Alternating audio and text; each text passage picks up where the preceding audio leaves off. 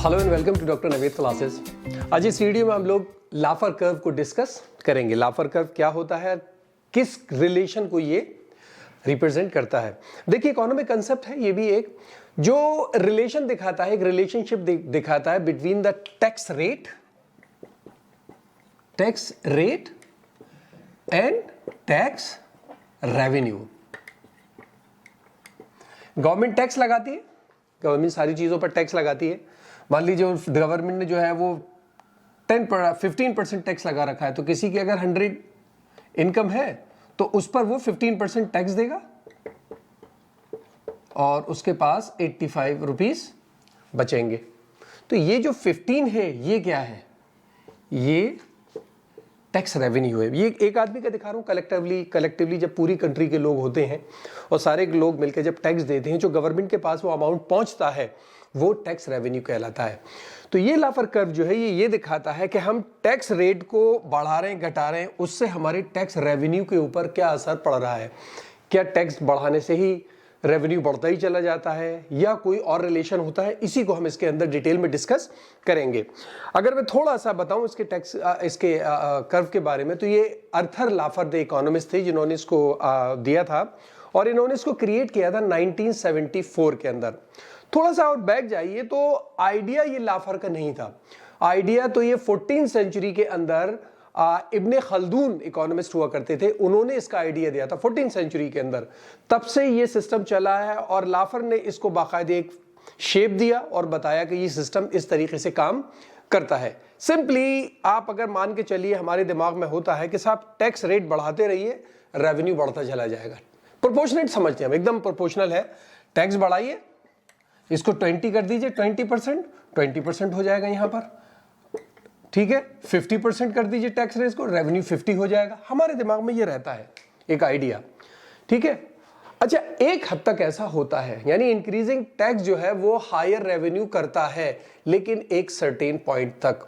उस पॉइंट के अगर आप आगे चले जाएंगे तो अगर आप फिर टैक्स बढ़ाएंगे तो आपका रेवेन्यू घटना शुरू हो जाएगा। और अगर आपने टैक्स को बिल्कुल हाईएस्ट पर पहुंचा दिया कि साहब एक आदमी को जरूरत ही नहीं है अब कमाने की, तो यानी अगर एग्जाम्पल है कि 100% टैक्स अगर हो जाए कि मैं 100 रुपए कमा रहा हूं, 100 गवर्नमेंट को दे रहा हूं, तो मैं क्यों काम करूंगा, मैं काम नहीं करूंगा, मैं इन्वेस्टमेंट नहीं करूंगा, मैं स्पेंडिंग नहीं, मैं कुछ भी नहीं करूंगा, मैं अपने खाली बैठ जाऊंगा कि कमा करके गवर्नमेंट को ही देना है, तो मैं फिर क्यों कमाऊं।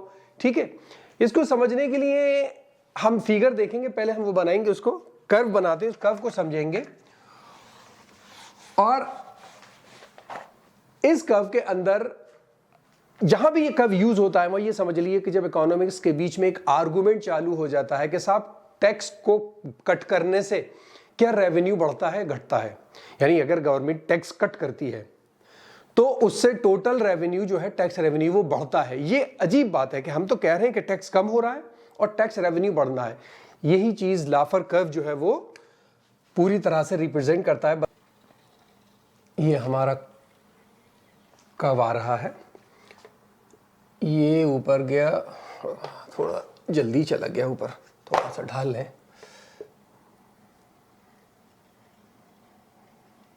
इसको स्केल ले लेते हैं, इसको हम 100 लेकर चल रहे हैं। अगर ये हमारा 0 है, ये हमारा y हो गया, ये x हो गया और ये हमारा लाफर कर्व हुआ। अब देखिए यहां पर हम लेंगे अब टैक्स रेवेन्यू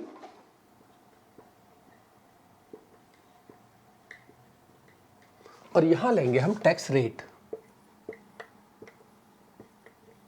देखिए, आपने देखा होगा कुछ जगह पर, कंफ्यूज मत होइएगा, कुछ जगह पर यहां पर टैक्स रेवेन्यू लिया जाता है और यहां पर टैक्स रेट, ठीक है। उसमें कर्व जो बनता है आपने देखा होगा इस तरह से बनता है, ठीक है। तो कंफ्यूज होने की जरूरत नहीं है, हमने तो ये देखा था, ऐसे देखा था, वो एक ही चीज है, बस उसको घुमा लीजिए। अब देखिए यहां पर रिलेशन को समझने की कोशिश कीजिए। यहां पर क्या कह रहे हैं ये कि आपका टैक्स रेवेन्यू बढ़ रहा है जब आपका टैक्स रेट बढ़ रहा है।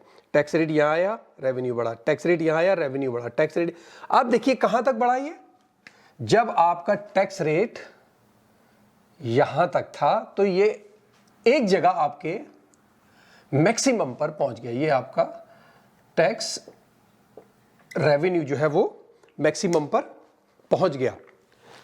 उसके बाद आप गौर कीजिए, अगर हमने टैक्स अब यहां किया तो यहां टैक्स और बढ़ा अगर, तो आप देखिए हमारा टोटल रेवेन्यू अब घट गया। टैक्स आपने और बढ़ाया, यहां कर लिया, हमारा टोटल रेवेन्यू और घट गया। और अगर टैक्स आपने 100% पहुंचा दिया, आपने टैक्स 100% पहुंचा दिया, तो आपका रेवेन्यू जीरो हो गया। यानी 100% टैक्स पर रेवेन्यू जीरो है। और आपने अगर 0% टैक्स कर रखा था, जब आपका टैक्स ही 0% है, उसके अंदर आपका जो रेवेन्यू है वो भी जीरो है। यहां पर यह बात समझने की जो बहुत इंपॉर्टेंट चीज है। होता क्या है, यहां के आगे जब आप बढ़ते हैं तो नेगेटिव इफेक्ट शुरू हो जाता है।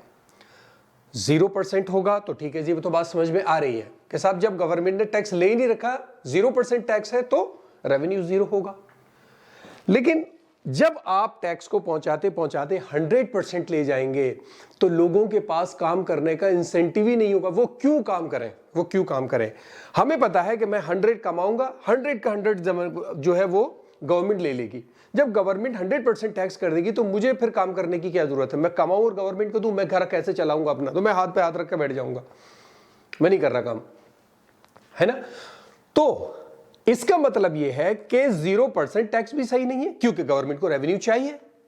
और मैक्सिमम 100% भी टैक्स ठीक नहीं है, उस पर भी इंसेंटिव खत्म हो जाते हैं काम करने के, और पब्लिक अपने घर बैठ जाती है, काम नहीं करती। इसका मतलब यह कि यहां पर कोई एक ऑप्टिमम टैक्स रेट होना चाहिए। वो पॉइंट होता है जहां पर टैक्स रेवेन्यू मैक्सिमम होता है और पीपल का, जनरल पब्लिक का एक्सप्लॉयटेशन भी नहीं होता। यानी एक वो पॉइंट जहां पर पब्लिक मैक्सिमम टैक्स देने के लिए तैयार है और वो उसको मैनेज कर पा रही है, वो ऑप्टिमम टैक्स होता है। उससे कम लेंगे तो गवर्नमेंट को नुकसान, उससे ज्यादा लेंगे तो कंज्यूमर को नुकसान, क्योंकि उससे ऊपर बढ़ेगा तो इंसेंटिव्स कम होते हैं काम करने के, टोटल रेवेन्यू फिर घटना शुरू हो जाता है। अब जब तक यहां थे, जब तक तो ठीक था, ये वाला कर्व था, बढ़ रही थी दोनों चीजें क्योंकि टैक्स रेट यहां पर थे।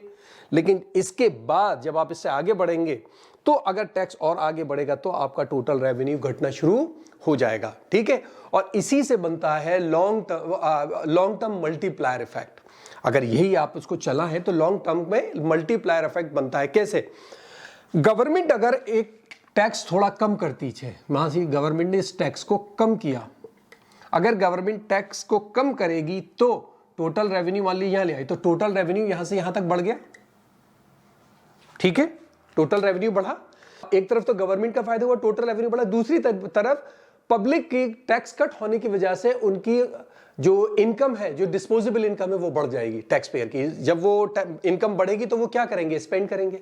जब वो स्पेंड करेंगे तो प्रोडक्ट की डिमांड बढ़ेगी, डिमांड बढ़ेगी तो फिर बिजनेस एक्टिविटीज बढ़ेंगी, एम्प्लॉयमेंट बढ़ेगा, प्रोडक्शन बढ़ेगा और जो कंट्री है वो डेवलपमेंट की तरफ चलेगी। इस तरीके से ये एक इकोनॉमिक इफेक्ट बन जाता है कि अगर गवर्नमेंट पॉलिसीज के तहत इस टैक्स रेट को मैनिपुलेट करती है, बहुत ज्यादा हो जाता है, नुकसान होता है तो कम कर देती है। हाँ, जाहिर है एक लिमिट हमेशा बनाकर रखनी होती है गवर्नमेंट को कि हम एक ऑप्टिमम लेवल पे पहुंच जाए जहां ना हम गवर्नमेंट को लॉस हो, ना पब्लिक जो है वो एक्सप्लॉइट हो, ठीक है? तो यही लाफर कर्व है। लाफर कर्व से छोटी सी बात यह है कि ये कर्व है जो कि टैक्स रेट और टैक्स रेवेन्यू के बीच में एक रिलेशन बनाता है और ये बताता है कि कहां पर optimum level of tax rate होना चाहिए जिससे कि टैक्स रेवेन्यू हाईएस्ट हो। और ये दिमाग में रखिए कि ये जो कंसेप्ट है कि साहब टैक्स रेट बढ़ता चला जाएगा तो रेवेन्यू बढ़ता चला जाएगा, ये गलत है। क्योंकि आदमी एक हद तक टैक्स देने को राजी होता है, लेकिन जब उसको अंदाजा होता है कि मेरी इनकम का एक मेजर पार्ट, 100 रुपए कमा रहा हूं, 70 रुपए का उसमें चले जाएंगे टैक्स में, तो आदमी के इंसेंटिव्स कम हो जाते हैं, आदमी का दिमाग खराब होता है, पढ़ना, वो काम करना बंद कर देता है, कहता भाई इतने सारे टैक्स मैं नहीं दे पाऊंगा, घर कैसे चलाऊंगा? तो फिर जाहिर है वो डिस्करेज हो जाता है, वो दूसरे काम करेगा, फिर वो लॉ एंड ऑर्डर की प्रॉब्लम आएगी, ये सारी चीजें आती हैं। इसलिए जाहिर है गवर्नमेंट एक ऑप्टिमम लेवल टैक्स को हमेशा डिटरमिन करके चलती है, जहां पर उसका वो मैक्सिमम होता है, उससे ज्यादा वो टैक्स रेट को नहीं बढ़ाती। और उससे ज्यादा बढ़ाएगी भी तो गवर्नमेंट का खुद का रेवेन्यू भी तो कम होगा, इसलिए वो उसको कम रखना चाहती है। तो कर्व जो इस चीज को डिपिक्ट करता है, बताता है कि क्या रिलेशन है और कैसे ऑप्टिमम लेवल को डिटरमिन किया जा सकता है, उस कर्व को हम लाफर कर्व कहते हैं। ठीक है, तो कोई प्रॉब्लम हो तो मुझे कमेंट बॉक्स में बताइएगा। इस वीडियो में इतना ही।